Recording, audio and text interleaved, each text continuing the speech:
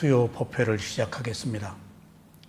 오늘도 지난 시간에 이어서 부처님께서 경전에서 말씀하신 느낌에 관한 내용을 모은 염수경을 함께 공부하시겠습니다. 오늘은 25번째 제목은 여러 비구들이여 라고 되어 있습니다. 자, 부처님의 84,000법문은 인터뷰입니다. 묻고 답하기. 묻지 않아도 말씀하시는 경우도 외외적으로 있었지만은 거의는 청법을 해야 답변을 하십니다. 그게 84,000법문입니다. 그래서 불교 위파사나 수행에서 가장 중요하게 여기는 것이 인터뷰입니다. 그리고 경행은 소홀히 하기 쉽죠. 그래서 인터뷰를 하지 않으면 수행하기가 어렵습니다. 그리고 인터뷰를 하면은 인터뷰를 하기 위해서 자기가 수행하는 내용을 서머리합니다. 그리고 자기가 수행 중에 일어난 일을 요약하면 한 것을 말하면서 자기가 깨닫습니다. 그렇게 중요해요. 객관화가 되잖아요. 그리고 세 번째는 스승의 말을 듣고 또 도움을 받습니다. 당장 못 받더라도 영감을 얻습니다. 전부 그 스승의 가르침을 다 처음부터 못 받아들입니다. 근데 들었을 때 영감을 얻습니다. 그리고 들었을 때 몰라도 나중에 기억해서 얼마 지나서 탁 스파크 터지듯이 들은 이야기가 지혜로 바뀔 수 있습니다. 그래서 반드시 필요합니다. 그래서 여기서 경전에 있는 모든 내용들이 스승과 제자의 묻고 답하기다 해서 청법을 반드시 해야 되는 겁니다. 그런데 지금 지난 시간에도 말씀을 드렸듯이 여기서 느낌에 관해서 질문을 하는 윗구들이 수행자들이 매우 완벽하다는 겁니다. 앞에서나 뒤에서나. 지금 보통 이렇게 느낌에 관해서 질문한 내용이 8가지인데 이런저런 비구들이 8가지 내용을 동일하게 똑같이 질문을 한다는 사실입니다. 그러기 어렵거든요. 아는 사람도 있을 거고 모르는 사람도 있을 거고.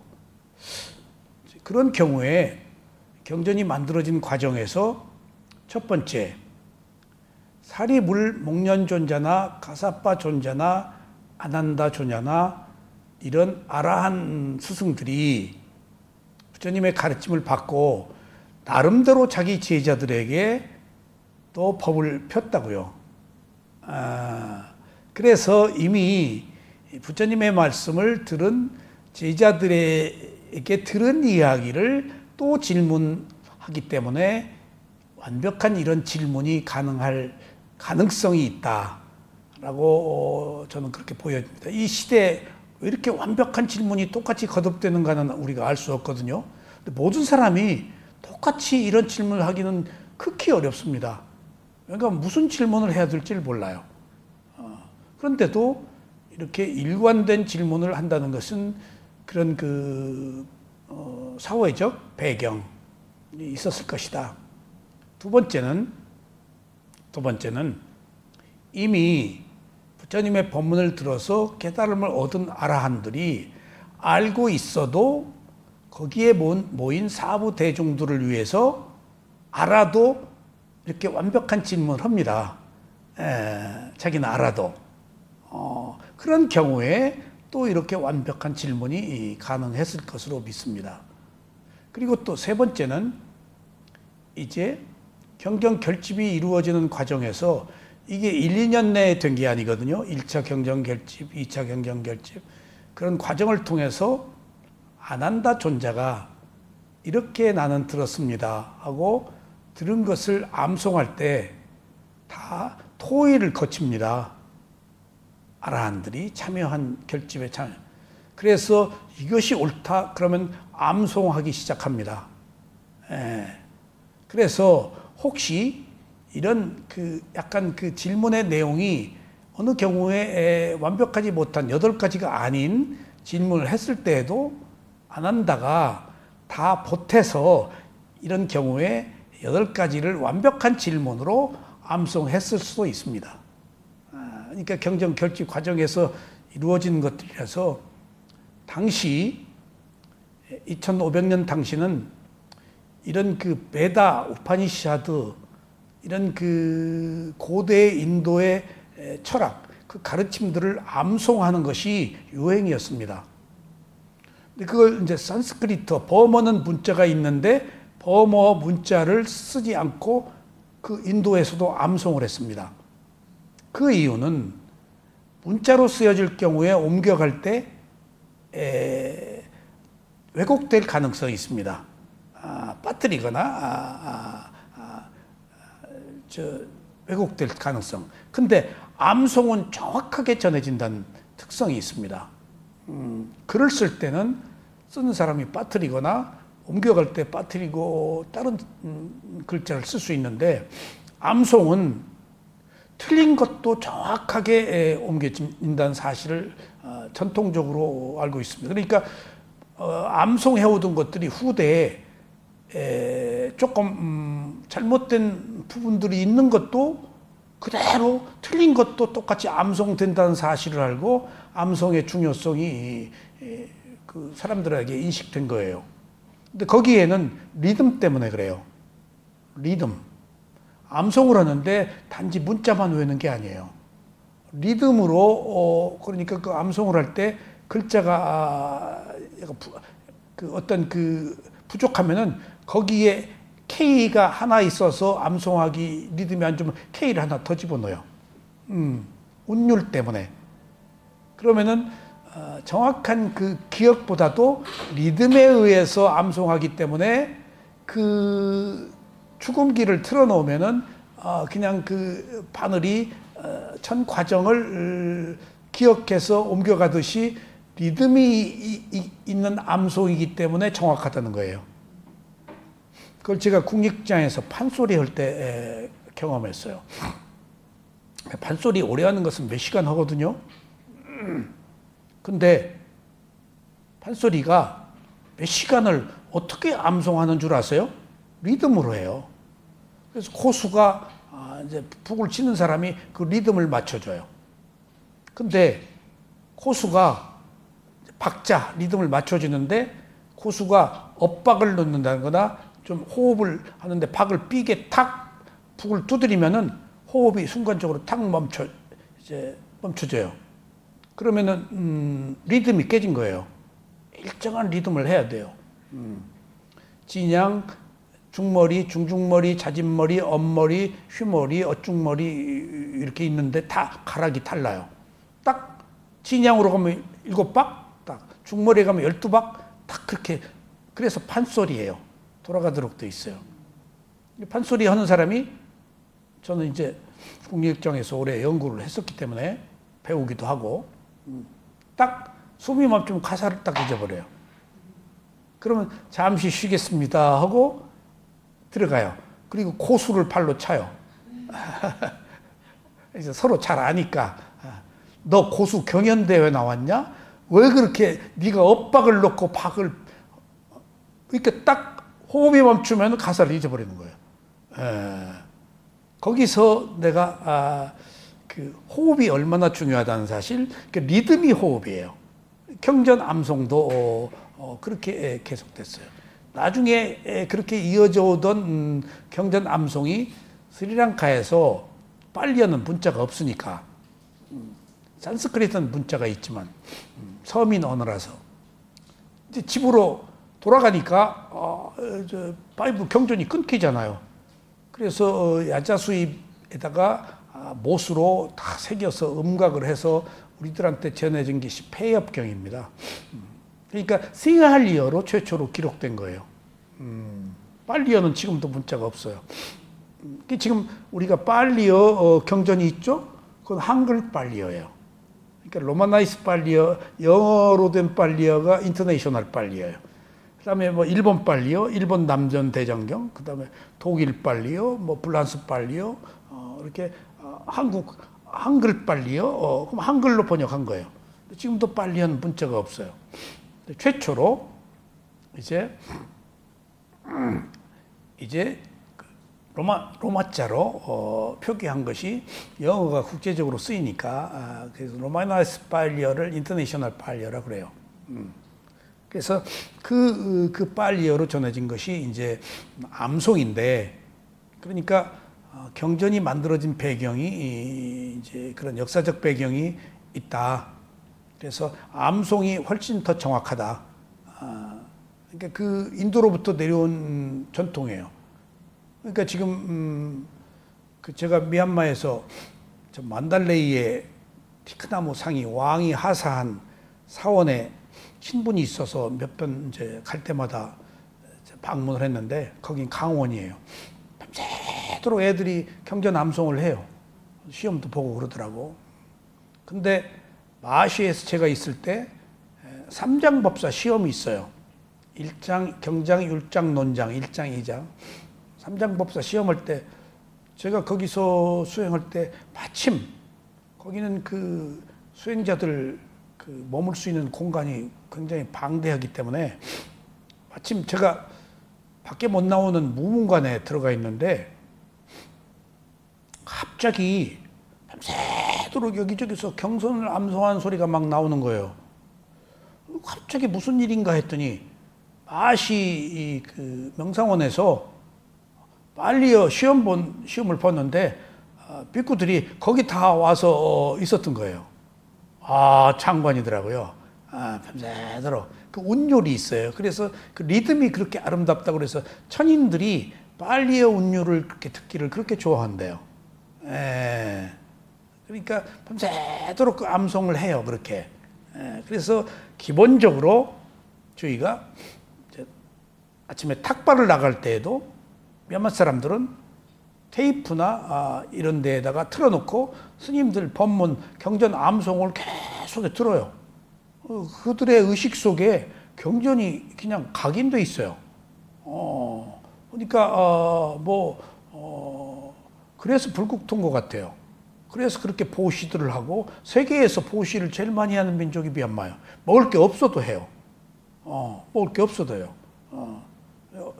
노르웨이가 제일 많이 보시한다. 미국이 보시한다 그런데 항상 미얀마가 1등이에요. 그러니까 이제 노르웨이의 경제 수준하고 미얀마의 경제 수준이 엄청난 차이가 있음에도 불구하고 소득 대비 세계 최고예요. 이제 그게 부처님의 바라밀 보시가 그들의 의식 속에 아마 각인되어 있지 않나 싶어서. 그러니까 태국은 수행하러 가면 돈 받는데 제가 미얀마에 가서 오랫동안 수행을 하면서 돈 내고 온 게 아니고 오히려 밥도 주고 옷도 주고 먹여주고 법문도 해주고 다 그렇게 했어요. 그러니까 그런 그 공덕을 크게 쌓는 나라예요. 그러니까 그런 나라가 임에도 불구하고 부처님의 수행 방법이 그대로 보존돼 있고, 그리고 지금 미얀마를 소개할 때 수행에 대한 위파사나에 대한 얘기들은 누구도 말하지를 못해요. 전쟁 얘기만 하고 공부 독재만 얘기하지. 세계에서 위대한 스승들이 거기 다 있어요. 깜짝 놀랐어요.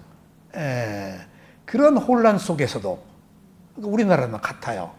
우리나라처럼 그 국제적으로 역사적으로 이렇게 험난한 나라가 어디 있어요? 지금도 남북 대치돼 있잖아요. 미얀마나 똑같아요. 함에도 불구하고 우리들의 정신이, 종교적 심성이 세계적이잖아요. 종교 아니면 못 산 나라예요, 우리나라는. 좀 특이한 나라예요. 그런 점에 있어서 세계적인 수행성들이 미얀마에 계시는 것을 한국 수행자들이 다 가서 배워왔습니다. 죄송합니다. 에어컨을 오래 쐈더니 콧물이 좀. 그래서 오늘 아니 그 에어컨 놔두시고요. 방에서 좀. 그래서 오늘 지금 느낌을 알아차리는 수행을 계속하고 있는데 느낌은 미세한 것이라서 우리가 알기가 어렵습니다. 근데 부처님이 느낌이 제일 중요하다고 그러셨어요. 왜? 느끼고 살으니까. 느낌을 원인으로 가래 욕망이 일어나니까. 느낌이 없으면 욕망이 안 일어나요. 근데 느낌은 감각기관이 감각대상에 접촉하면 일어나게 돼 있는 거예요. 우리가 느낌으로 살고 있는 거예요. 6가지 감각기관, 그러니까 감수작용, 6가지 감각기관이 몸에 있는 느낌이 일어나는 장소예요. 그렇게 느끼고 사는 거예요. 눈으로 볼 때 느끼는 거예요. 귀로 들을 때 느끼는 거예요. 느낌이 아닌 게 없어요. 아는 마음과 느낌이 다 있어요. 근데 느낌이 중요한지를 몰라요. 부처님이 얘기해도 몰라요.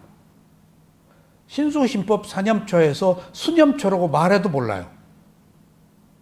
어떻게 느낌을 보는지, 느낌이 뭔지 몰라요. 느낌인지 알기가 어려워요. 제가 마하시에서 4년 동안 명칭을 붙이고 수행을 할 때 다 명칭이었어요. 봄, 봄, 시붐, 시붐, 드름, 드름, 걸음, 걸음, 오른발, 왼발, 전부 그냥 명칭으로 대상에 접근했어요. 그 뒤에 세우민에 가서 수행을 할 때 명칭을 떼라. 안 떨어집니다. 왜 떼야죠? 느낌과 마음을 못 본다. 느낌과 마음이 미세한 건데 명칭이 딱 가로막아서 안 떨어집니다. 그랬더니 그때마다 명칭을 붙이려는 마음을 봐라. 근데 마음 보기가 어려운데 느낌 보기 못지 않게. 그러니까 왜 명칭을 떼죠? 미세한 마음과 알기 어려운 미세한 느낌을 명칭이 가로막아서 못 보니까 떼라. 근데 안 떨어집니다. 어느 순간에 명칭을 딱 붙이려고 그럴 때 명칭을 붙이려는 마음을 처음 봤어요. 의도가 마음이에요. 마음을 탁 봤더니 깜짝 놀랐어요.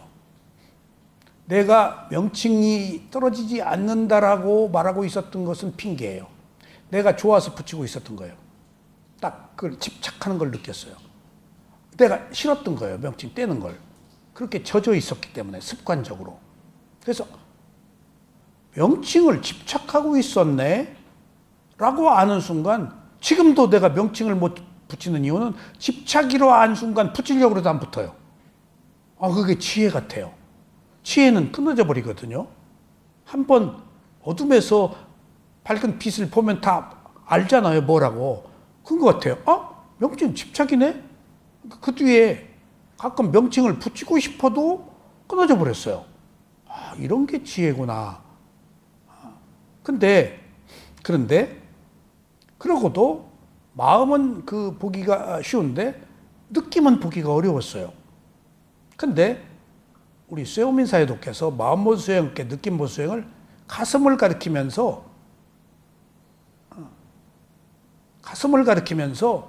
이걸 봐라 하는데 난 가슴에 마음이 있는 줄 알았어요. 동작에 속은 거예요. 달은 안 보고 손가락을 본 거예요. 그러자 마음이 가슴에 있구나. 사도가 손가락을 가슴을 가리켰으니까 저 스승은 마음 보는 수행에 대가시고 그리고 미얀마 말로 통역을 통해서 들었는데 여기를 알아차리라고 하는데 거기에 마음이 있구나. 그리고 먹을 때나 걸을 때나 무슨 때나 그냥 계속 마음에다 뒀어요. 4년 동안 가려고 해도 못 갔다가 3번 거절당하고 쇠오민 마음본 수행처를 찾아갔으니까 그냥 거기서 모든 걸 끝장내려고 손가락에 그냥 나중에 3일 만에 숨을 못 쉬겠는 거예요. 너무 여기가 무거워서 여기만 보고 있었던 거예요. 그러면 안 되는 거예요. 여기만. 그러니까 그런 걸 인터뷰를 해야 되는데 못했어요. 인터뷰 쉽지가 않은 거예요. 내 약점이니까. 그거 뭘 말해야 좋을지 몰라요. 또 자기 약점은 말하기 싫어요. 그러니까 그냥 마음 보는 거 포기해버렸어요. 근데 나중에 이 얘기가 중요합니다. 나중에 가슴을 가리킨 것은 화가 났을 때 화난 마음을 알아차리고 화난 마음으로 인해 생긴 가슴에 느낌을 보라는 거예요. 느낌이요. 온몸에 느낌이 있잖아요. 근데 주로 코, 가슴, 배, 호흡이 세 군데 있는데 주로 코는 들숨날숨 느낌이 있긴 하지만은 배는 기름덩어리라서 느낌이 없어요. 가슴이 느낌이 많아요. 무겁고 쿵쾅거리고 뻐근하고 뭐 호흡도 있고 맥박도 있고 온갖 느낌이 가슴에 있어요. 심장이 있잖아요. 느낌에 보고요, 가슴이. 그러니까 마음은 왕이고 마음에 의해서 일어나는 느낌은 신하이기 때문에 같아요. 느끼는 것이나 아는 마음이나 똑같아요. 그냥 느낌으로 보느냐 마음으로 보느냐 한 차이예요. 색다르게 구별할 필요가 없어요. 그러니까 화가 났을 때 화난 마음 보고 그 화난 마음으로 인해 생긴 가슴에 쿵닥쿵닥 느낌을 보니까 이게 느낌 보는 수행의 하이라이트예요. 이렇게 아니면 느낌 보기가 어려워요. 그걸 말씀드리는 거예요. 근데 부처님의 느낌은 육체적 느낌, 정신적 느낌. 그 두 가지로 설명할 때도 있고 세 가지로는 즐거운 느낌, 괴로운 느낌, 즐겁지도 괴롭지도 않은 느낌이다라고 그렇게 얘기를 해요. 근데 즐거울 때 우리가 즐거운 것을 느낌이라고 볼 수 있나요? 못 봐요. 그리고 즐거우면 보려고 하지를 않아요. 좋아서, 취해서 큐피트의 화살을 맞았는데 취한데 지금 즐거운 느낌에 객관화해서 보려고 안 해요. 더 즐겁기를 바라지 취해버리지. 한 잔 먹고 더 먹으려고 그러지 취하려고. 못 봐요. 즐거운 느낌. 어려운 거예요. 못 보기 때문에 괴로운 거예요. 근데 괴로운 느낌은 볼 수 있는데 괴로운 느낌을 보기를 싫어해요. 그러니까 부처님이 즐거운 느낌, 괴로운 느낌, 즐겁지도 괴롭지도 않은 느낌이라고 하는데 보기가 어렵다고요. 느낌을. 감각기관에서 봐야 돼요. 그러니까 이제 좋아. 그럼 즐거운 느낌이 일어난 거야. 응? 그러면 육체적 느낌 뒤에 정신적 느낌으로 가지? 그럼 좋아 죽겠네 하면 정신적 느낌이야. 싫어 하는 것은 육체적 느낌이야. 근데 싫어 죽겠어 하는 건 마음으로 넘어가서 정신적 느낌으로 더 상승된 거야. 보기 어려워요. 좋아하고 싫어하는 것을 느낌이라고. 말로만 느낌 보는 수행이에요. 실제로 어려운 거예요. 이렇게 계속 얘기해도. 왜 어려워요? 사념처에서 신념처가 호흡인데 어느 경우에나 무조건 호흡 봐라 해도 어느 경우 호흡 보는 사람 있어요? 괴로울 때?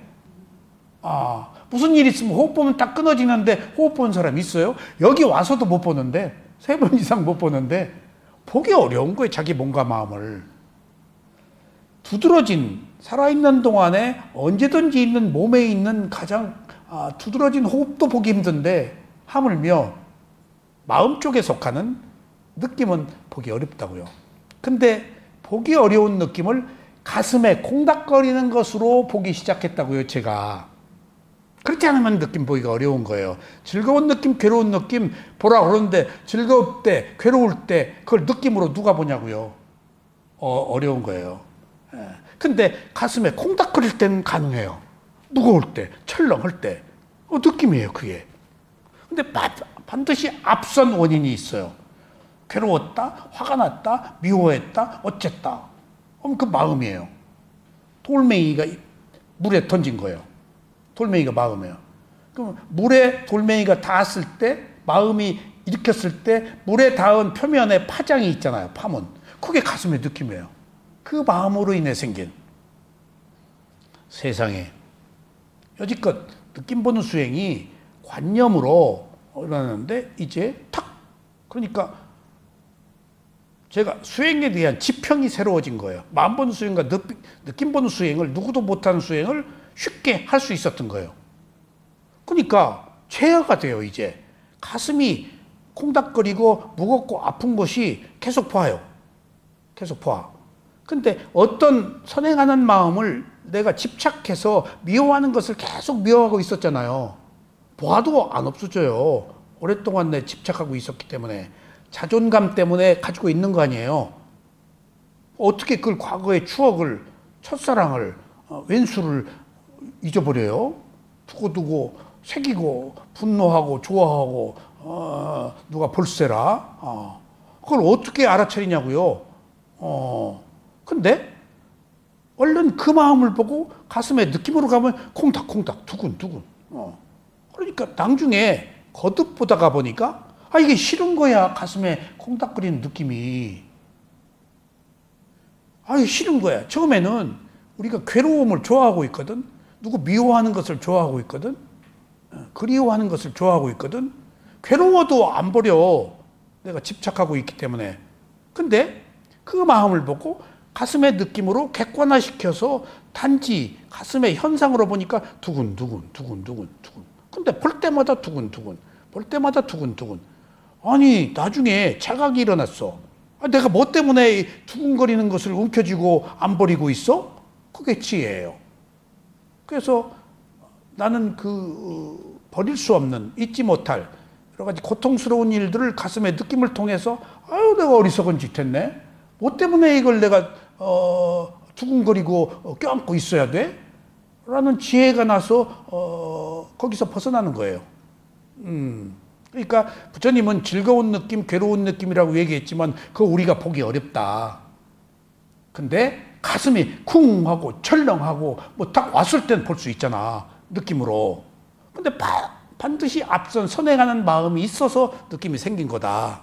근데 이것이 지금 느낌 보는 수행의 이익이에요. 그러니까 느낌 보는 수행을 제가 여기서 눈꺼풀 닿은 거, 입술 닿은 거, 손 닿은 거, 엉덩이 닿은 거 네 군데 가장 신체에서 느낌이 강하고 접점이 있는 곳에만 선택하라고 하는데 이건 일종의 고행가 방식이에요. 고행가가 여기서 훑어요. 스승이 우박킹인데 훑어. 그러니까 그렇게 느낌을 봐. 근데 훑는 느낌, 그 느낌은 느낌 본 수행, 내가 가슴에서 일어난 벌렁벌렁 느낌하고 전혀 다른 어떤 수행의 순서지, 그것이 딱 지혜를 주거나 몸에서 일어난 어떤 그 격렬한 진동, 움직임을 본 느낌을 본 수행과는 달라요. 그냥 순서로 훑는 거야. 머리부터 발끝까지. 고행가 10데이 코스에 느낌 본 수행이 있어요. 고행가를 처음에 했을 때.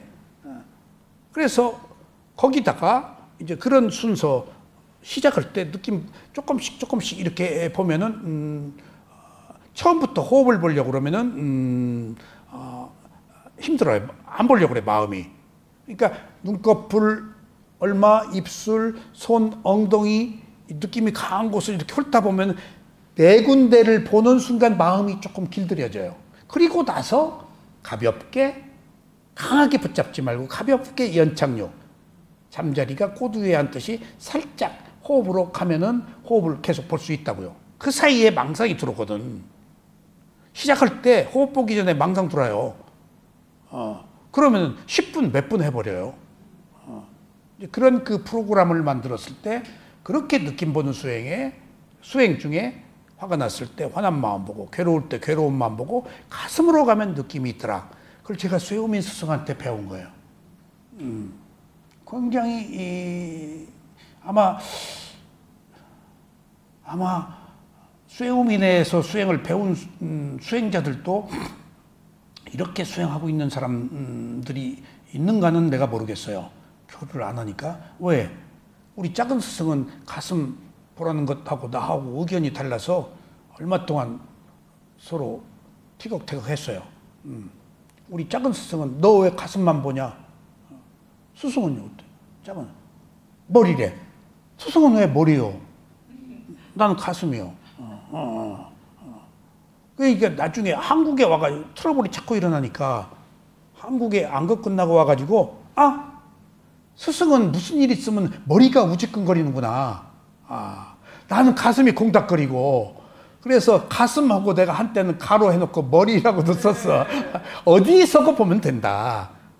근데 그것을 내가 알게 된 것이 뭐 여기다 항상 뭘 붙이고 있더라고 한때. 그래서 그거 뭐예요? 그랬더니 한국 사람이 주었대. 관자놀이에 머리가 그렇게 아프대.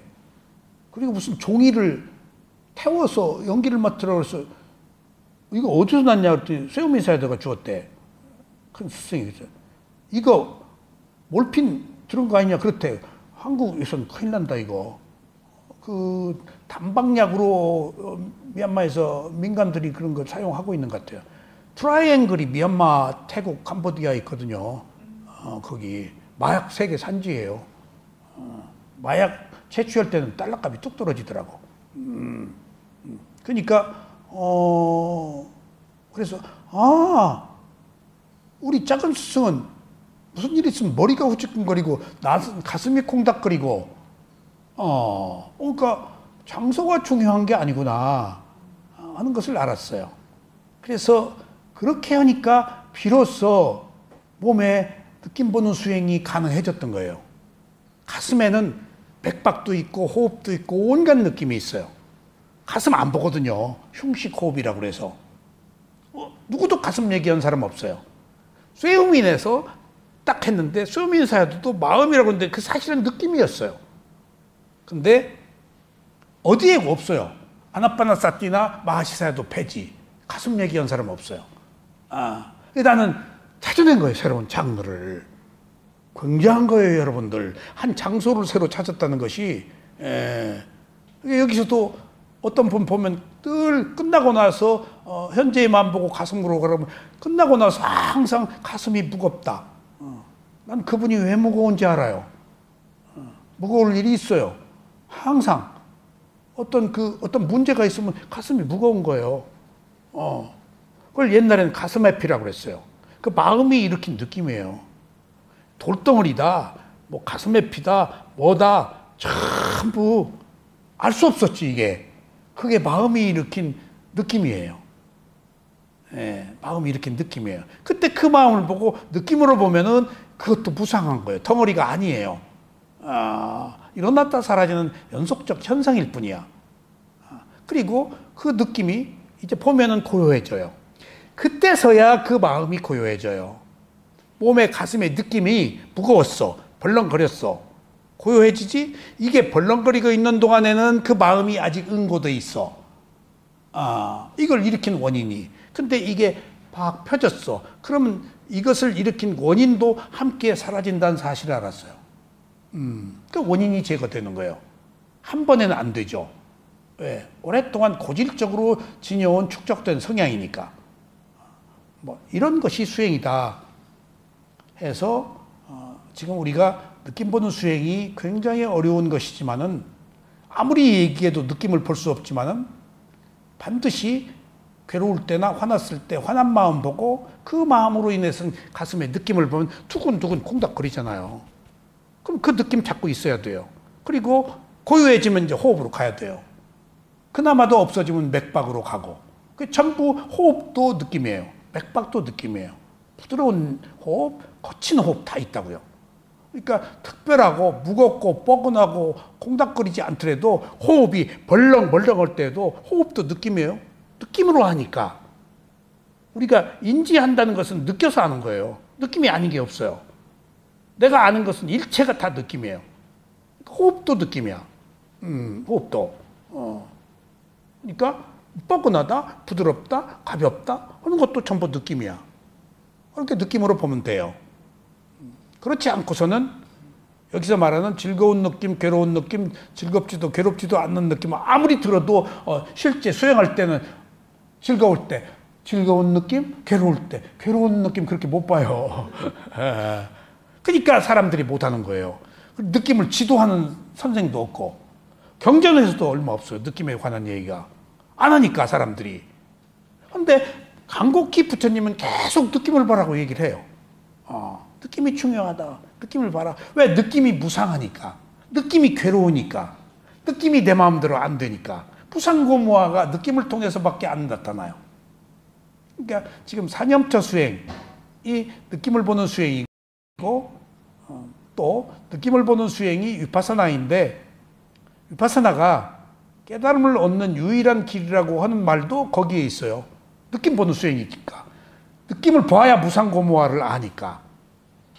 이게 위파사나 수행이 부처님의 독단적 교리가 아닙니다. 도구마 아니에요. 이게 아니면 안 돼요. 느낌 아니면 안 돼요. 함에도 불구하고 우리는 느낌을 못 본다고요. 그게 저는 가슴에서 콩닥거리고 두근거리고 뻐근한 걸로 리얼한 느낌이잖아요. 찾았어요. 그래서 제가 수념차 수행과 10년차 수행에 대해서 이렇게 자신 있게 말씀드릴 수 있는 거예요. 농담이 아닙니다. 그런데 나중에 범나 스님이 쓴 위파사나 빠라구라는, 빠라구가 피안이란 말이에요. 해탈, 열반, 발리어로. 아주 그 만달레이 옛날 고승이 짧은 글을 쓴 책이 있는데 보니까 너무 내용이 좋다. 미얀마에 수행하는데 그러시더라고. 통역하시는 비구니가. 그 번역 좀 하세요. 그랬더니 엑기스만 있어요, 거기. 아, 이런 스승들이 있었구나. 근데 거기 가슴 얘기가 딱 나와요. 느낌 얘기가. 어디에서도 못 본 얘기예요. 부처님도 가슴 얘기 없어요. 그러니까, 내가 가슴에서 느낌을 본 얘기를 이렇게 고승이 말하고 있네. 거기서 내가 보석을 발견한 것 같았어요. 왠가하면 기록이 있으면 내가 확신을 갖잖아. 기록이 없으면 긴가민가 하다고. 스승이 손가락 하나에 내가 지금 걸고 지금 있는 거예요. 그리고 그 스승한테 묻지도 못했어. 함부로 스승하고 이렇게 친견할 기회가 무슨 일이 있을 때 만나서 인터뷰하지. 스승님 손가락 가낀 게 그 마음 보고 느낌 보는 거요? 라고 내가 발견한 것이지. 그러니까 작은 스승하고도 트러블이 있었던 게, 너는 왜 가슴이냐? 사야두가 나한테 수행 처음 시작할 때 가슴이라고 했거든? 사야두는 왜 머리요? 너는 왜 가슴이냐? 안거 3개월간 티격태격 했어요? 서로 접점이 이해가 안 됐던 거예요. 작은 스승도 수행을 한 지가 얼마 안 됐기 때문에. 다행히 그 스승한테 마음 보는 수행과 느낌 보는 수행을 배웠지만은, 그래도 디테일한 문제에 있어서는 상이한 게 있어요. 나는 이미 마시에서 4년간 오지게 하다 갔거든요. 그러니까 내 나름대로 뭔가가 토대가 닦아져 있었다고요. 그러니까 약간 스승이 다르니까 수행 방법이 약간 상이한 문제는 부딪힐 수 있어요. 그래서 느낌이 가장 중요하고 깨달음을 얻는데 빠질 수 없는 중요한 요소이지만은 보기 어렵다. 이렇게 봐야 된다. 무상고부하니까. 위파사나는 느낌 보는 수행이다. 선정은 니미타, 표상을 보는 수행이다. 수상행 중에서. 그런 차이가 있어요. 느낌은 가장 두드러진 것이 편한다예요. 그리고 괴로움이다, 무하다. 느낌을 내 마음대로 할 수 있어요? 그리고 느낌의 종류가 108가지예요. 그렇게 변화무쌍한 거예요. 근데 그걸 줄이면 3가지예요. 근데 그 느낌을, 더 중요한 사실은 내가 즐거운 느낌, 괴로운 느낌, 즐겁지도 괴롭지도 않은 느낌을 태어날 때 맨 느낌으로 받아놓은 밥상이야. 즐겁도록 돼 있어. 나는 괴롭도록 돼 있어. 즐겁지도 괴롭지도 않은 무관심의 상태에 빠져도록 돼 있어. 그래서 괴로운 거예요. 나는 이미 괴로움이 욕망으로, 즐거움이 욕망으로, 괴로움이 자기 비하, 자살, 비탄, 슬픔으로 이렇게 조건지어서 태어난 거예요. 그래서 삶이 괴롭다는 거예요. 받아놓은 밥상이 되니까 나는 괴롭도록 태어났다니까? 즐겁도록 태어나기도 했지. 근데 이놈은 즐거움 때문에 무한한 즐거움을 얻으려고 더 괴로운 거예요. 이 괴로움은 불만족이야. 피할 수 없어요. 우리들 욕망 때문에 괴로운 거예요. 그러니까 우리가 괴로울 수밖에 없는 괴로움을, 불가피한 괴로움을 어떻게 받아들일 것이냐 하는 것을 가슴의 느낌에서 볼 때, 이것이 지금 싫어야 돼. 괴로운 느낌이. 그래야 떨어져. 그렇지 않고서는 맨 느낌, 어부의 과보로 받은 느낌이라고 뗄 수가 없어요. 이미 타고 태어난 그 축적된 성향이라서. 근데 내가 이제 자각이 일어나, 이거 싫어. 그러면 뗄 수 있어요. 좋아서 붙는 거거든. 싫으면 떨어져요. 그러니까 누구 미워하는 것이 좋아서 미워하는 것이지 싫어서 미워하는 거 아니에요. 싫어하는 것을 좋아하고 있는 거예요. 다 욕망이 붙었어요. 근데 진짜 싫으면은 괴로워. 그러니까 나는 떼요. 그러니까 괴로움을 싫어하는 것을 미워하는 것을 진실로 보는 힘이 있어야 돼요. 그래야 지혜가 나요. 그래야 대상으로부터 분리가 가능해요. 근데 떼지를 못해요. 우리 타고 태어난 업력 때문에. 아셨죠? 그래서 오늘 이제 여러 비구들이에요. 제목이. 느낌 보는 수행 한번 똑같은 것을 반복합니다. 어느 때 25번째 교재 있죠. 여러 비구들이 세존을 뵈러 왔습니다. 공손히 절을 올리고 한곁에 앉았습니다. 그렇게 앉아서 세존께 여쭈었습니다. 아셨죠? 청법을 한 거야. 존자시여, 느낌이란 무엇입니까? 첫 번째. 두 번째, 느낌의 일어남이란 무엇입니까? 세 번째, 느낌의 일어남으로 이끄는 길은 무엇입니까? 이 질문이 아랑한 질문이라니까. 은현 씨 못해. 이거 듣고도 이렇게 못해. 경전이라는 것이 이렇게 완성도가 높다고요. 이런 만들어진 내용들이 여러 몇백 년을 거쳐서 된 것들이라서. 느낌의 그침은 무엇입니까? 다섯 번째, 느낌의 그침에 이르는 길은 무엇입니까? 느낌의 달콤함이란 무엇입니까? 느낌의 위험함은 무엇입니까? 그들로부터 벗어난다는 것은 무엇입니까? 지난 시간에서 했죠.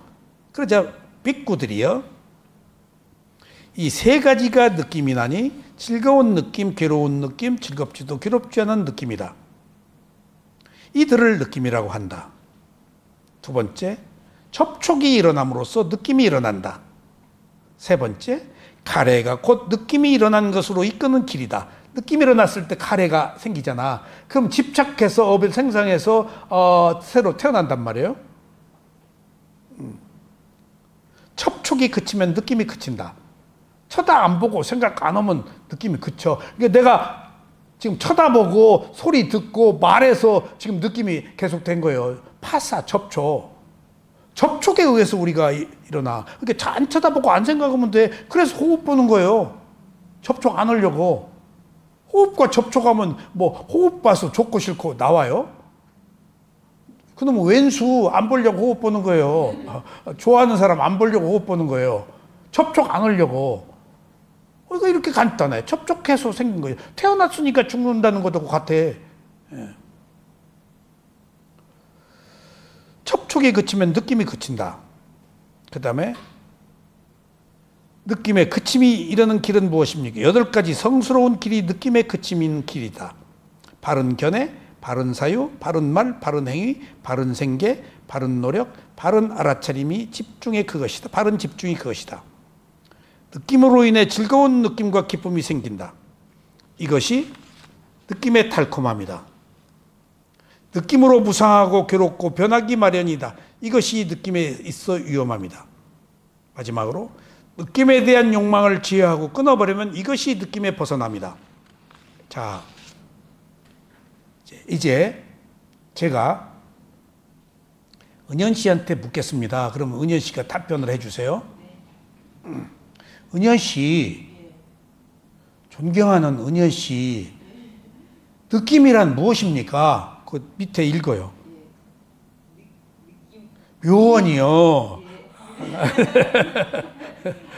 스승님, 이 세 가지가 느낌이나 이미 즐거운 느낌, 괴로운 느낌, 괴롭지도 즐겁지도 않은 것이 느낌입니다. 이들을 느낌이라고 한다. 이들을 느낌이라고 합니다. 아, 느낌의 일어남이란 무엇입니까, 은현 씨? 촉이 일어남으로써 느낌이 일어납니다. 느낌의 일어남으로 이끄는 길은 무엇입니까? 가래가 곧 느낌의 일어남으로 이끄는 길입니다. 느낌의 그침은 무엇입니까?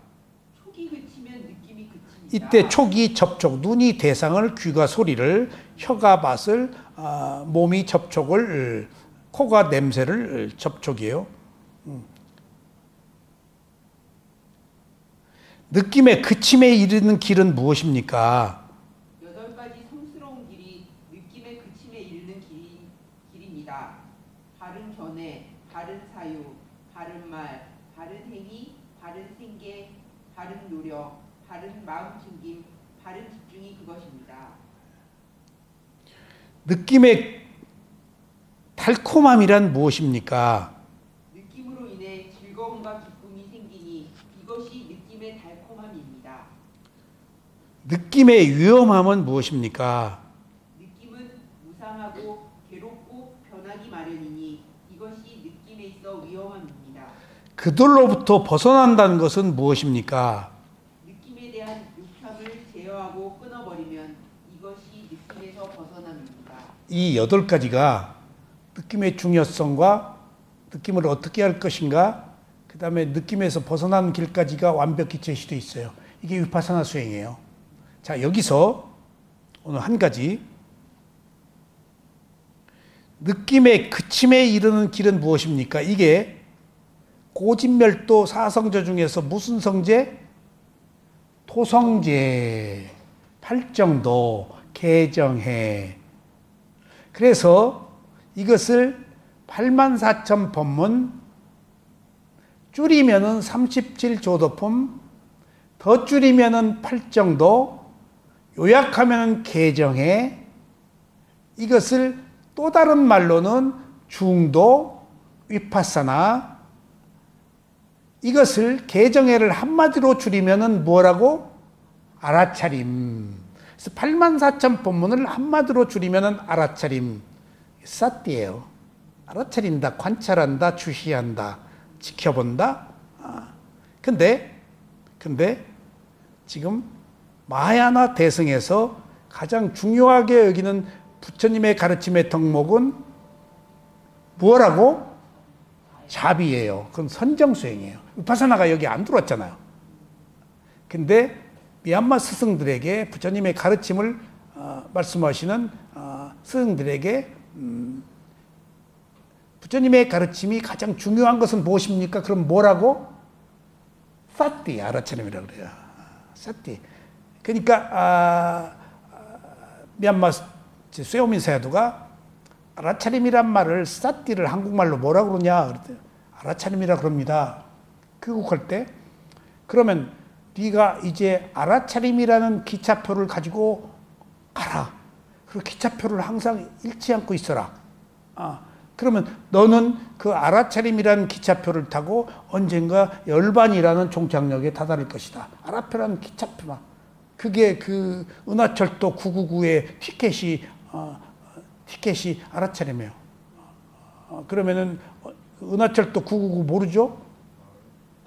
오, 나이를 어떻게? 그게 명작이라서 계속 제방해서 그랬어요. 그 일본 만화요. 일본 만화. 모르죠? 애들. 예, 그게 아주 우주 행성을 떠도는 윤회하는 세계의 삶이에요. 일본 사람이 불교 국가라서 멋있는 만화 영화를 만들었어요. 아셨죠? 그러면 이제 여기서 오늘 똑같은 것들이 반복되었어. 그러니까 여기 전편의 느낌에 관한 그리고 느낌의 그 이해와 어떻게 할 것인가 가슴에 느낌은 없지만은 여기서 이 느낌에 이끄는 길, 느낌의 그침으로 이르는 길이 4가지 성스러운 진리 중에 4번째인 도성제, 팔정도다. 그러니까 팔정도가 12연기 도표에서 2번 칸의 느낌에서 가래로 넘어가느냐 가지 않는 자리예요. 도성제예요. 그렇게 느낌이 중요해요. 자, 그러면 보세요. 느낌을 그치게 하는 길이 팔정도 도성제인데 느낌이 그치면은 가래가 안 일어나고 느낌이 그치면 윤회가 끝나요. 느낌이 그치면은 단지 알고만 있는 느낌, 맨 느낌이면은 윤회가 끝나요. 부처님은 단지 알고만 있는 느낌이지 좋아하고 싫어하고 하는 것부터 좋고 말고 싫고 말고 다 말아버렸어요. 느낌이 그렇게 중요해요. 그러면은 느낌에 그치는 길에 이르는 것이 사성제인데 그게 개정해고 팔정도고 그걸 중도라고 그러고 또 다른 말로는 위파사나라고 그러고 무상고무화라고 그래요. 줄이면 알아차림 하나로 관통해요. 그런데 보세요. 그럼 팔정도 개정해를 한번 보자고요. 자, 여기서 여기서 한 가지 제가 반복되는 말씀을 드릴게요. 부처님이 가르침이 아무리 뛰어나다 한들 하나 가지고는 안 돼요. 어떤 조건들이 완성되어야 해요. 제가 불법성 삼보가 있지 않으면은 바른 가르침이 보존될 수도 없고 유지될 수도 없고 전파될 수도 없다는 것을 알았어요. 어느 단체, 어느 수행 모임에 계율을 지나치게 지키는 곳이 있었어요. 계율을. 근데 계율을 너무 지키다 보니 편협하고 문제들이 발생하더라고. 그것을 왜곡된 문제를 통제하는 상카, 어떤 규범, 지도자가 없으니까 아주 이상하게 흘러가 버리더라고. 또 어느 모임에서는 너무나 좋았어. 아주 툭 터졌어. 근데 거기서는 또 계율이 없어. 그러니까 구도자끼리 너무나 좋으니까 경계가 무너져서 나중에 안 좋은 얘기들이 들려. 넘지 말아야 될 선들을 넘고, 남녀가 없어져 버리더라니까? 수행하니까? 그러다 보니까 어떤 본능들이 있을 거 아니야. 그래서, 야, 이것이 문제고, 저것이 문제고, 이거 다 완벽하지 못하네. 그래서 항상 어디 가서 저는 의심을 안 하기 때문에 모든 걸 다 받아들이고 그냥 밑바닥까지 빨리 들어가 버려요. 근데 문제들이 보여. 해결할 수 없는. 그러니까 도판의 독군들이 옮겨다니는 거예요. 다 문제들이 있어요. 완성도가 떨어져, 다. 그러니까 여기저기 막 찾아다니는 거. 내가 미얀마 갔다 오니까 이거 한 사람이 또 저거 한 사람이 이거. 그 중에 비쿠 된 사람이 있는데 대승 비쿠가 됐어. 그래서 내가 미얀마에 가서 한국 불교가 아닌 미얀마에 가서 스승으로부터 수행하고 법문 듣고 거기서 비쿠로 생활하면서 계정해가 얼마나 중요하다는 것을 느꼈어. 계율이라는 규범 안에서 집중이 있고 거기서 지혜가 생기는 것. 그래서 이게 세 가지 계정해가 불법성 삼보도 삼보라고 그러거든. 보석이라고. 불교가 완성될 때 부처님이 있어야 되고 그 가르침이 있어야 되고 승가, 상카가 있어야 돼야 하나의 전통적 가르침이 유지돼. 응? 그러니까 그런 의미에서 로만 캐톨릭은 교황이 있기 때문에 일탈을 좀 적게 해. 어떤 예수님 나이가 2024년생 아니야. 베드로가 초대교황 2000년 동안 천주교 내려왔잖아. 상가가 있었단 말이야. 교황청이란. 그리고 그 안에서 계율과 집중이라는. 그러니까 그런 게 필요하구나가 불법성 삼보라는 사실을 알았고 이제 수행으로 와서 8정도란 말이야. 이제 8정도의 계정에 불법성 삼보는 한 진리가 유지되는 사회적, 총체적, 인류적 어떤 하나의 그 조건들이 형성되어야 가능하구나 하는 것을 내가 알았고 이제 수행으로 와서는 계정해가 없으면 안 돼요. 계율은 도덕적 덕목이라서 기본이야. 청정을 의미하는. 근데 계정해라고 그래서 계를 쓰일라라고 그러잖아. 근데 계정해라고 8정도에서는 얘기하고 조금 이 얘기 중요해요. 부처님은 계정해를 사티 사마디 빠냐로 또 얘기를 바꿔서 얘기를 해. 계라고 하고 여기서 이제 계라고 하고 수행에서는 알아차림이라고 바꿔버려. 시일라를 계 안 써요. 그러니까 계가 수행에서는 시일라야. 시일라가 사티야. 부처님이 수행자들에게 계율 지켜 안 해. 왜? 그런 의미에서도 부처님은 수행자들에게 딱딱한 거 제시를 안 해. 그러니까 계율이 가지고 있는 문제들이 굉장히 많아요, 나중에. 그러니까 계율이 필요한데 독단적 교리가 되기 쉬우니까 계율 자체가 위험한 거니까, 패척하니까. 수단으로 삼지 목표로 삼지 말라는 의미에서 계율을 제시해 놓고 부처님은 선택적으로 5가지 계율도 멀리하라 피하라지 하지 말라가 아니야. 절대 부처님 그런 얘기 안 하셔. 근데 그것을 더 부드럽게 사띠 알아차림으로 바꾸신 거예요. 여기 부처님의 놀라운 배려가 있어요. 이런 거 하나를 알 때마다 야 역시 부처님이다. 역시 부처님이다. 쓰일라를 사띠로. 이거 쓰일라를 사띠라고 말하는 경우 그거 사람들이 알까요? 잘 몰라요. 그냥 쓰일라 계율이지. 근데 그게 경전에서는 사띠 사마디 빠냐 아니야. 그 사띠가 개단 말이에요. 그런 의미에서 쓰일라가 알아차림이라는 것과 또 8가지 5번째 거기 읽어보세요. 8가지 성스러운 길이 느낌이 그침에 이르는 길이니 예. 바른 견해, 바른 사유, 바른 말, 바른 행위, 바른 생계, 바른 노력, 바른 마음 챙김, 바른 집중이 그것이다. 자 여기서는 또 지금 문제가 하나 생겼어요. 원래 부처님이 개정해라고 그랬어. 사티 사마디 빠냐라고 그랬어. 개정이라고 그랬어. 개정이라고 그랬지. 근데 여기선 지금 해잖아.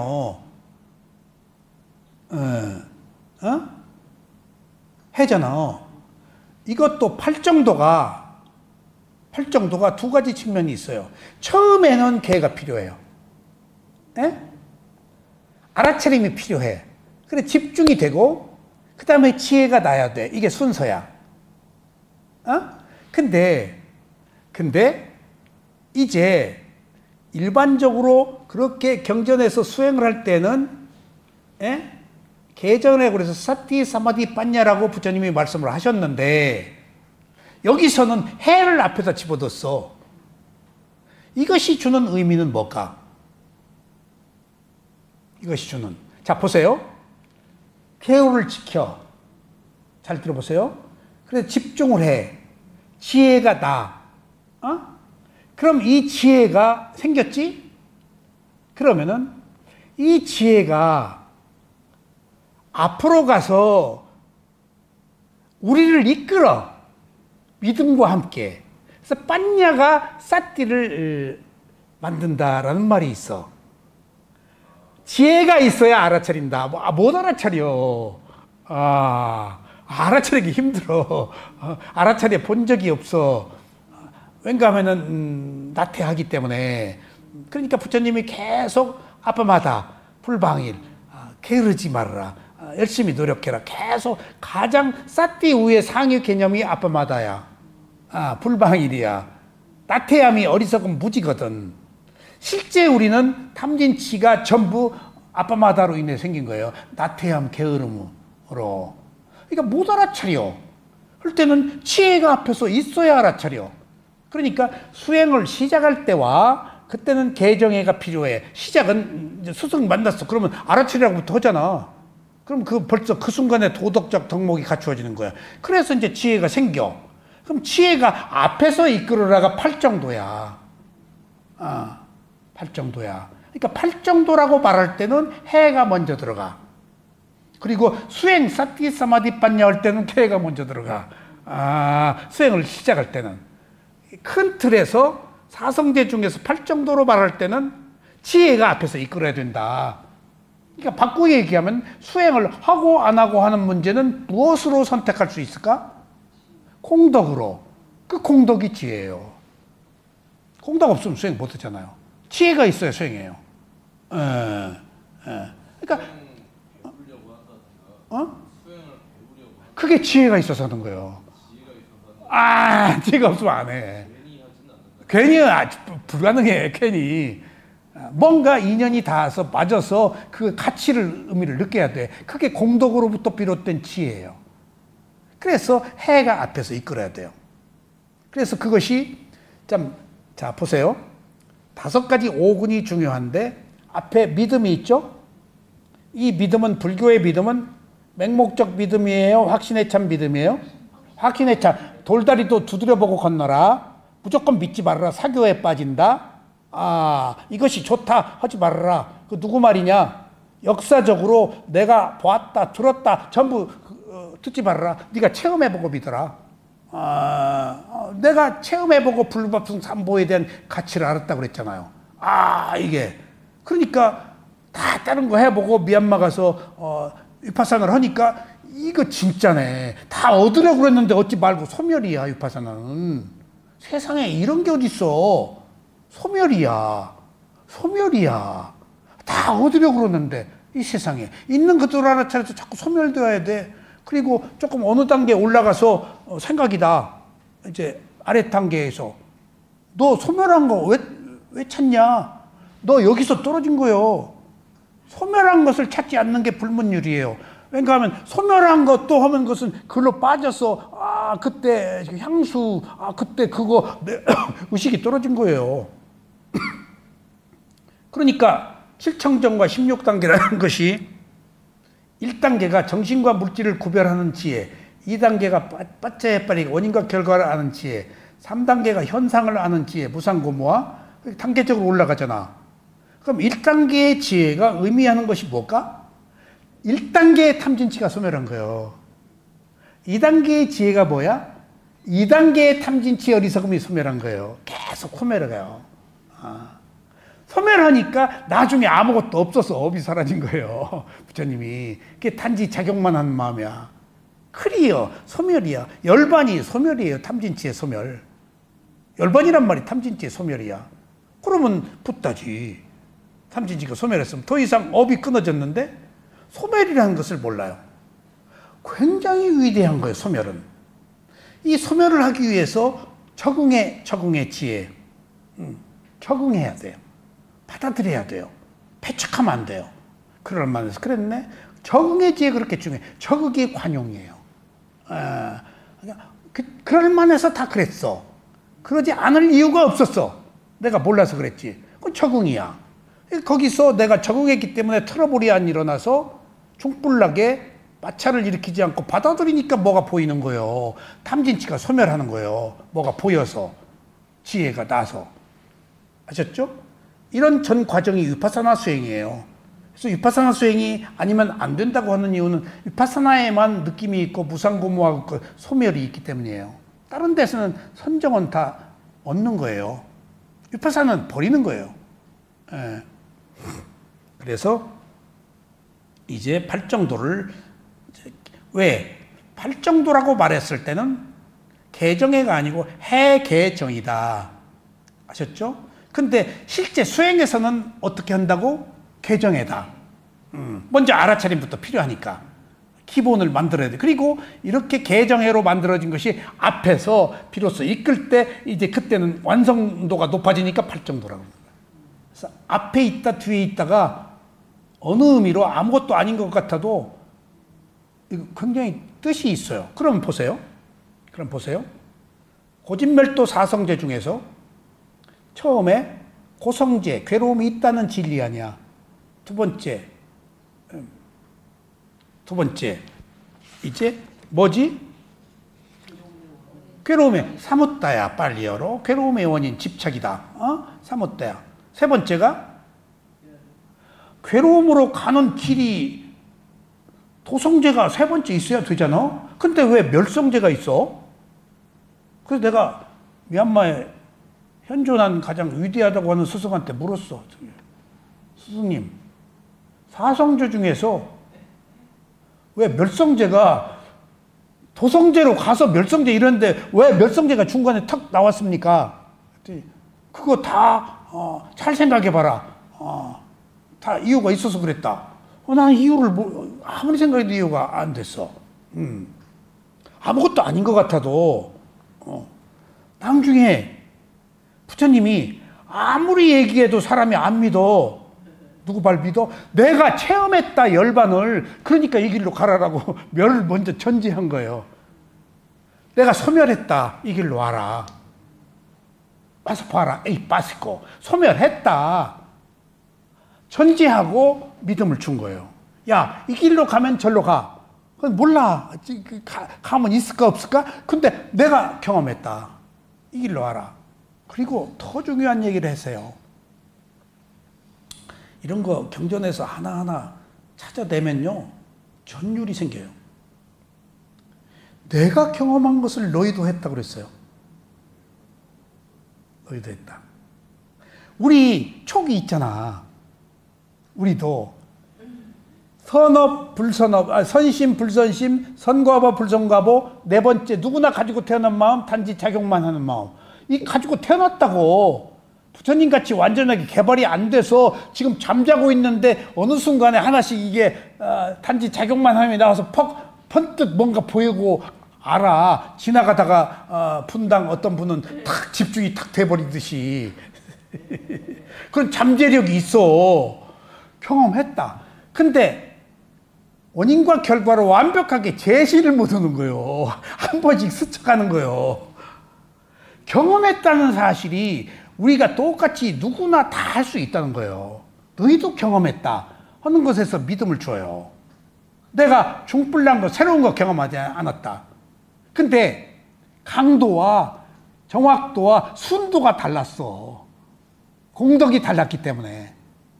원래 타고 태어난 거야. 단지 작용만 하는 마음은. 누구나 네 가지 마음은. 근데 우리는 조금 잠자고 있었던 거지. 근데 천재적인 머리를 가진 예정력 있는 사람들은 그 개발되잖아. 어느 쪽으로. 지혜가 있는 사람들은. 조금. 잠재된 것들이 지금 바닥에 깔려 있잖아. 그런 것이기 때문에 내가 경험한 걸 너희도 다 이미 경험했다라는 말이 주는 믿음이 얼마나 저한테 큰 힘이 됐는지 몰라요. 그러니까 부처님이 쓸데없는 것을 하지도 않았을 뿐더러 부처님이 하신 건 나도 다 할 수 있다 한 인간이기 때문에. 근데 개발이 덜 됐으니까 아빠마다 불방이 열심히 노력해서 개발하라 얘기. 마지막 부처님이 다 가지고 있다. 없는 거 내가 말하지 않는다.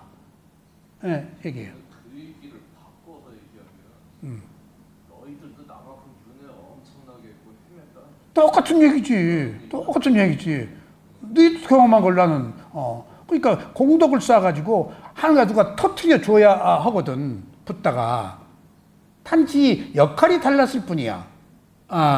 그분은 우리보다 공덕이 많아서 세세생댕 붓다가 되기를 서운을 세운 사람이고 우리는 아라한이 되어서 감지 덕지라도 언감생심 그거라도 황공하게 붙잡아야지. 수많은 생애 동안에 겐지스강의 황하사 모래처럼 많은 수많은 인류 중에서 붓다 25분밖에 안 나왔어. 뭐로 붓다 들려고 그래. 그런 의미에서 관념과 실제의 문제에 있어서 바랄 거 바라자는 얘기야. 그러니까 부처님이 붓다 되지 말고 아라한 되라고 간곡히 얘기했어요. 근데 우리 분당 보살은 되고 싶으면 서원을 세우고 여기 나오지 마. 여기 나오면 안 돼요. 수다원 되면은. 알 수 없는 세월 동안에 공덕만 쌓으라고. 그런 차이가 있어요. 아셨죠? 그러면은 이제 팔정도 정견이 뭔지 한번 핵 앞에서 이끌어 팔정도는. 근데 수행에서는 뭐가 이끈다고? 개가. 근데 그것을 또 다른 말로는 개를 뭐라 그래? 사띠 알아차림이라고 그런다.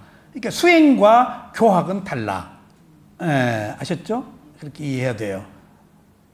그럼 정견 해에서 팔정도의 첫 번째는 뭐죠? 바른 견해. 지혜예요. 사성제를 아는 거예요.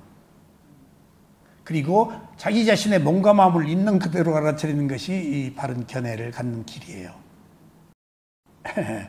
알았어요? 위파사나예요. 그 다음에 정사유는 뭐죠? 바른 사유, 쌍까빠라고 그랬죠?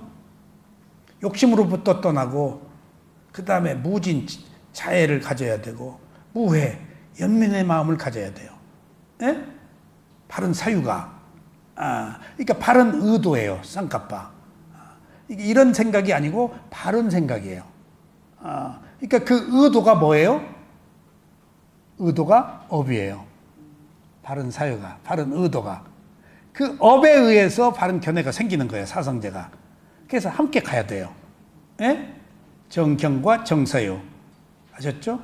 여기서 우리가 자비이사라고 해서 연민의 마음을 갖고 동정하고 하는 것들이 필요해요, 필요하지 않아요? 예. 근데 그게 어디에서 하는 거죠? 선정에서, 자비이사는. 근데 선정에서는 선정의 지혜라고 그러죠? 예. 그래서 선정의 지혜의 단계에서 대상과 하나가 되어서 억눌러요, 번뇌를. 그래서 선정에서 하는 자비이사는 약간 억누르고 인위적이고 약간 부자연스러운 것들이에요. 왜? 아직 지혜가 안 났기 때문에. 약간 인위적인 거예요. 누구를 동정해. 그리고 누구를 관대하게 봐. 누구의 그 잘된 것을 함께 기뻐해. 그래서 자비이사, 평등심을 가져. 이거 지극히 인위적인 거예요. 예를 들면은 이제 미운 사람이 있어. 그럼 선정에서는 연민의 그 관용을 가져. 그 사람에게 자비관을 외우고 그 사람의 그 불쌍히 여겨 동정해.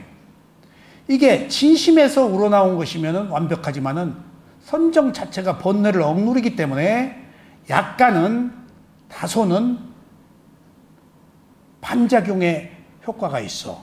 그래서 그것들이 완벽하지 못해. 그러니까 바꿔 얘기하면은 내가 누구하고 엊그제 인터뷰를 할 때 미운 사람이 있는데 자기가 자꾸 자애관을 외우고 그 다음에 연민을 보내고 하는데 안 된다. 내가 신심이 부족한 것 같다 그랬더니 아니다. 당신 지극히 정상이다. 자애를 보내고 연민, 동정하고 함께 기뻐하는 것은 선정에서 그렇게 되기를 목적 때문에 바라는 하나의 바람이다.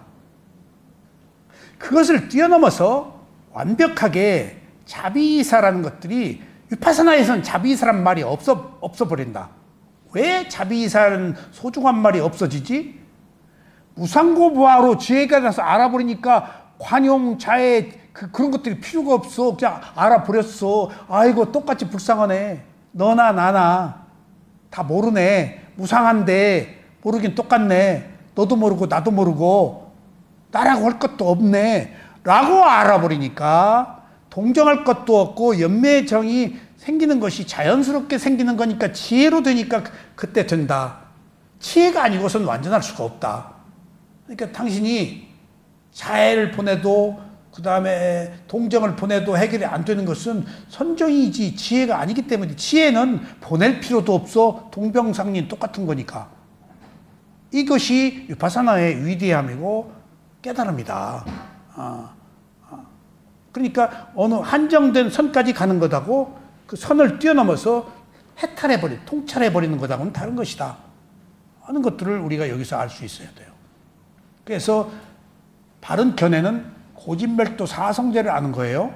그 다음에 대상을 있는 그대로, 사성제를 알려면 대상을 있는 그대로 보는 실천, 그게 있는 그대로 보는 것이 남마예요. 법이에요. 대상으로 봐라. 선입관은 갖지 말고 봐라. 그게 위파사나예요. 아셨죠? 선정은 목적이 있단 말이에요. 두 번째, 정사유는 의도가 있는 행위인데 욕심 버리고 자비로 하고 연민의 마음을 갖는 것. 그 다음에 이제 해가 두 가지예요. 개는 뭐지? 거짓말, 비방, 거친 말, 저속한 말 네 가지를 하지 않는 것. 그 다음에 정업은 이때 거짓말을 하지 말아라, 비방을 하지 말아라, 거친 말 하지 말아라, 저속한 말을 하지 말아가 아니고 멀리해라, 피해라. 안 할 수 없으니까. 안 할 수 없는 것을 존중해, 부처님은. 어떻게 지금 타고 태어났어? 선심과 불선심이 있는데? 과보가 있는데? 일정 부분 나의 악업도 존중해야지. 너 안 돼. 흑백 논리로 따지면은 불교는 그런 거 좋다 싫다 안 하는 거야. 좋은 것도 싫은 것도 똑같이 알아차릴 대상이야. 선도 악도. 여기에서 내가 불교의 위대함에 놀랐다니까, 부처님의 가르침에. 뭐가 안 된다가 아니야. 흑백 논리가 아니야. 중도여야 되는데 중도가 회색 분자로 내 편, 저 편도 아니면 저거 여우같이 기회만 노린다고 한다고. 아니 아무 편도 아닐 수 있잖아. 저것이어야 돼. 그래서 이 세 가지, 네 가지는 피하라, 멀리하라. 그 다음에 정업, 살생, 도둑질, 간음, 삼가, 그 다음에 직업이에요. 행위예요. 이건 탐진치, 삼독을 닦는다. 세 가지 독.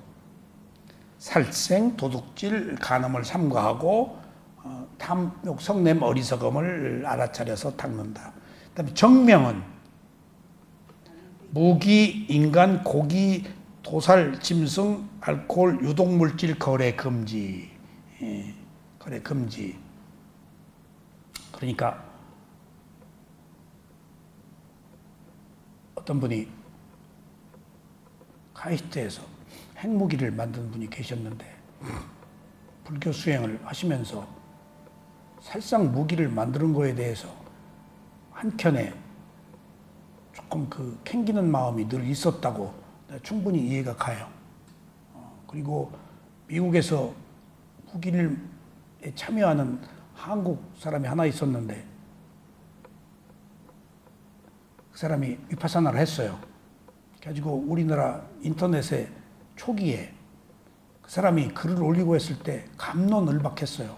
무기 생산, 그러니까 그것은 계율에 어긋난다, 뭐 어쩐다, 뭐 갑론을박하는데 무기를 생산하는 곳에 직업을 갖는 것은 정업에 어긋나는 것은 사실이에요. 근데 그것을 비판하거나 그럴 것은 없어. 그 사람은 업이니까. 공론화해서 그러면 안 된다 하는 것도 잘못이고, 그 사람은 업이야. 한 개인의 업을 공론적으로 이러저러 하는 문제로 삼는 것은 그 잘못된 거야. 각자의 문제야. 남의 업에 개입할 수가 없어. 그러면은 아무것도 못 먹어. 고기도 못 먹고, 뭣도 못 하고. 그 업을 타고 다니는 사람은 해야 돼. 그게 계율의 규범이다고요. 그러니까 내가 미얀마에서 묵원실에 들어갔는데 밖에 못 나오는, 자다가 퇴락한 오래된 건물에 나무 침대에 거기서 고수들이 다 거쳐간 그 방에 삐거덕거리는 그 마루 복도에 자다가 빈대에 물려가지고 빈대가 문대를 계속 물더구만. 이렇게 보니까 빈대들 기어다녀. 서 있었어. 어떻게 며칠 고생했어. 그래가지고 급히 빈대가 보이더라니까. 그 빈 방에 한국에서 간 수행자가 하나 오니까 어떻게 맛있게 뜯어 먹었는지 그냥 여러 군데. 그래가지고 SOS를 긴급 쳤지. 밤새도록 잠 못 잤다. F킬라 좀. 그래서 가지고 왔길래 내가 비구잖아. 시자 시켜서 그 묵원실 주지하고 내 방에 왔더라고. 내가 받아가지고 직 뿌리려니까 내가 무슨 깜짝 놀라. 그래서 시자 시켜서 뿌리래. 비구가 이거 뿌리면 안 된대. 나 이거 저보야. 이거 뜯겼다고. 알았다고 뿌리더라고. 그런 경우 내가 나무 가지를 꺾으려고 그럴 때 뒤에 오는 비구 나무 꺾으려고 그래서 비구 머리 딱 스쳐서 그때 나무까지 못 꺾게 해요. 근데 시자시켜서 꺾으라고. 돈도 시자시켜서. 그러면 시자는 죄짓고 비구는 죄짓지 말란 말이야. 시자는 계를 안 받았잖아. 비구는 227을 받았으니까. 계를 받았으면 지키란 얘기야. 계를 안 받은 사람 데려오는 거야. 그러니까 계율이 그렇게 너무 문제가 있기 때문에 그 목표가 돼서는 안 된다는 거야. 탄력적이어야 된다는 거예요. 계율로 너무 고민하지 마요.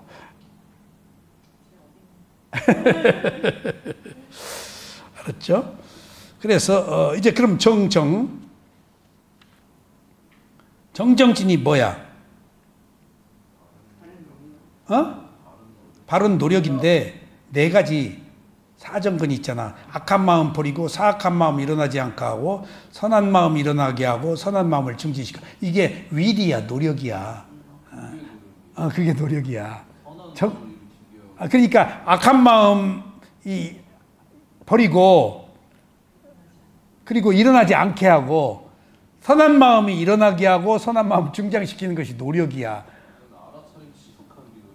그러니까 알아차림의 지속이, 그것은, 알아차림의 지속이 그 오근에서 알아차림을 지속해 하는 것이 노력인 것은 맞는데, 진짜 위리와 노력의 의미는 네 가지야. 사정근이라고 그래서. 굉장히 이게 중요해. 약방의 감초야, 이건. 이게 있는 게 아빠마다야. 노력하라가, 열심히 노력하라가 게으르지 않게란 말이에요. 이게 모든 곳에 많이 쓰여. 위리아가. 그러니까 우리 스승이 경행해라가 노력이라는 거예요.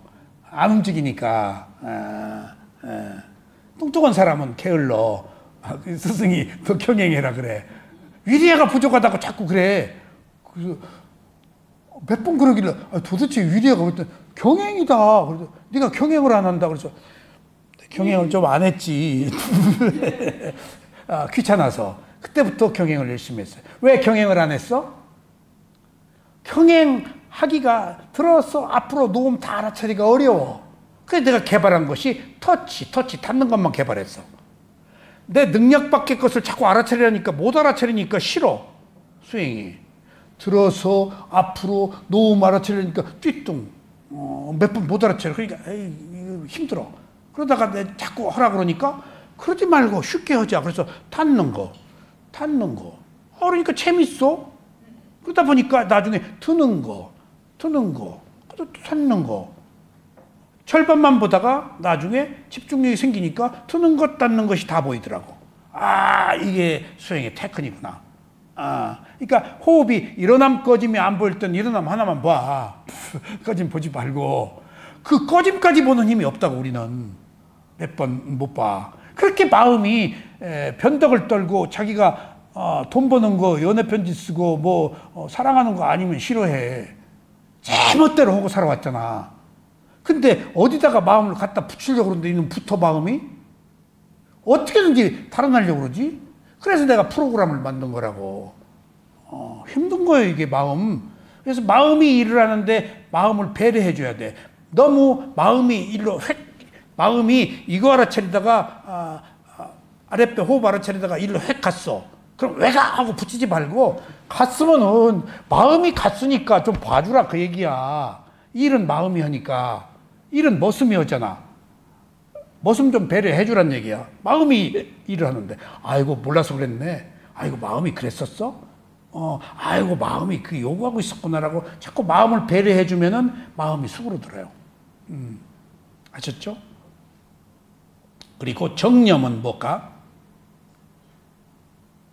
정념은 바로 알아차림. 뭘까? 불교의 모든 가르침이 정념, 사띠잖아.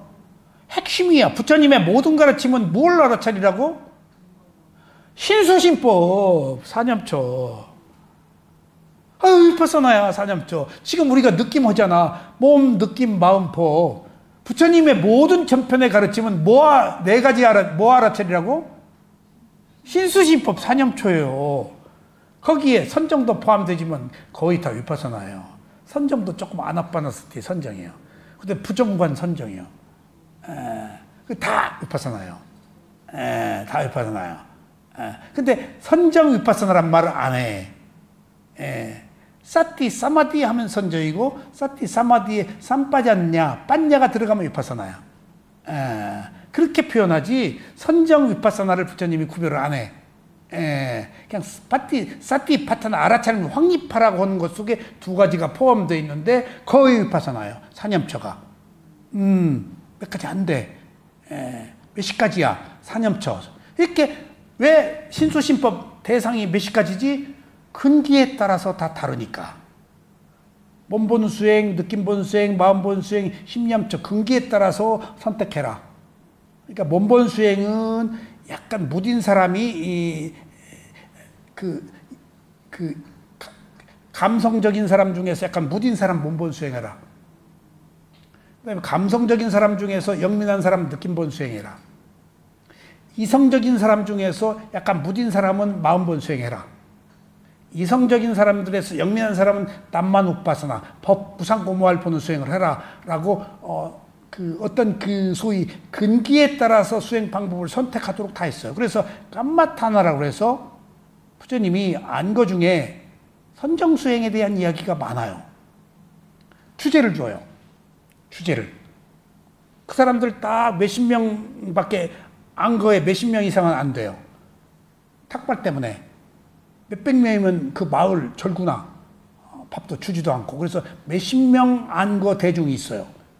그러니까 제가 쇠우민에 갔을 때에도 안거 때가 오니까 한국에 갈 거냐 안거 할 거냐 자꾸 누가 물어. 날 보고. 그래서 왜 그러냐. 알았다고. 그 뒤에 또 물어. 미얀마 비구가. 왜 그러냐 그랬더니 내가 가면은 자기가 안거 대중에 참여하고 내가 안 가면은 자기가 나가야 된대. 왜 그러냐 했대. 안거 인원수가 있대. 근데 그거 곤란하대. 나 있겠다고 그랬지. 안 간다. 그러니까 그게 깜마타나라고 해서 부처님이 수행 주제를 줘. 그 경전에 나와요. 그래서 자비관도 수행하다가 하도 안 되니까 부처님한테 와서 물어보니까 자비관을 암송하고 수행하라 해서 그 사람들 몇십 명이 다 알아한다 했어요. 수행 주제를 줘요. 그러니까 그게 사념처 주행에서 수행 주제가 나와요. 예, 그렇죠? 그러니까 정념은 무엇을 알아차리라고 부처님의 모든 가르침을 말하는데 바로 알아차림은 사념처다. 이게 율파사나예요. 이거 간과해서는 안 돼요. 정정. 응? 집중인데 무슨 집중? 근접 집중. 돌을 던져서 닿는 지역에 있는 가까운 경험에. 그 다음에 그 대상과 완전하게 하나가 되는 집중. 그래서 보통 경전에 두 가지만 얘기해. 근데 분당 우리 저 보살께서는 가다가 착 뭐가 왔어 보면 그게 찰나 집중. 움직이다가 뭐다가 한순간에 착 온 것은 찰나 집중. 그 찰나가 뭐라고? 위파사나의 집중. 그 다음에 그 찰나라는 원래의 뜻이 뭐라고? 순간. 순간이 의미하는 뜻이 뭐라고? 무상. 그래서 위파사나가 무상 거부한 거예요. 집중도 완벽하게 딱 들어붙는 게 아니고 찰나찰나 무상하게 순간순간 번뜩이면서 탁 일어나. 그러니까 경행할 때도 깨닫는 거예요. 사리불 존자가 부처님 붙여주고 있다가도 딱 깨닫는 거예요. 밥 먹다가도 딱 깨닫는 거예요. 가다가도 딱 깨닫고. 아난다 존자는 자려고 이렇게 눕다가 깨달아 버렸어. 다 찰나 집중이기 때문에 스파크 터지듯이 완전하게 팍 그냥 뚫어버리는 거예요. 무상고부화를. 그러니까 조건이 성숙된 것이지. 예. 조건이. 그 자체가 무상고무화예요. 예. 그러니까 우리가 수행이 안 된다, 괴롭다, 나라고 할 것이 없다가 다 무상고무화의 법을 드러내는 거예요.